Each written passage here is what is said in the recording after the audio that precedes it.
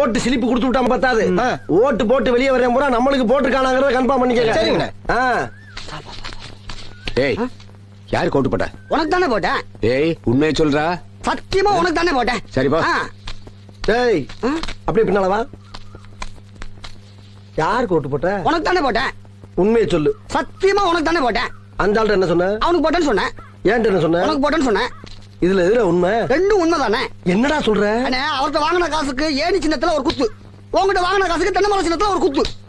ஆக மொத்தம் 2 குத்து. 2 குத்துனே. மூணாவது குத்து நான் குத்தவா? குத்துனே. உன் கையை தரோளமா குத்துனே. எல்லா கட்சிக்காரும் காசு வாங்குறது, எல்லா கட்சியும் போறது. பகை இல்லாம போறீங்க.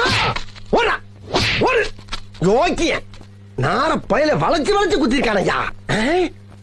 டேய் டேய் டேய் வாங்க. ஆமா, நீ யாருக்கு ஓட்டு போட்ட? உன் சின்ன தென்னை மரத்துக்கு தானே போட்டிருக்கேன்.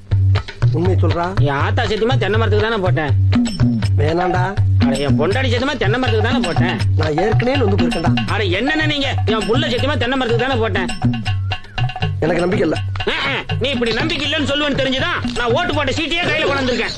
ஓட்டு போட்ட சீட்டியா? என்னென்ன இங்க பாருங்கண்ணே, தென்னை மரத்துல போட்டுக்கணா. அட, என்னென்ன நீங்க எத்தனை வருஷமா நீங்க கெஞ்சிட்டு இருக்கீங்க தென்னை மரத்துல போடுறான்னு. நாங்க நினைவு இல்லாம இருக்கோம். 17 வருஷமா தென்னை மரத்துல தானே போட்டுக்கிட்டு இருக்கோம். நாங்கெல்லாம் வாக்கு மாற மாட்டோம்னே. 17 வருஷமாவா?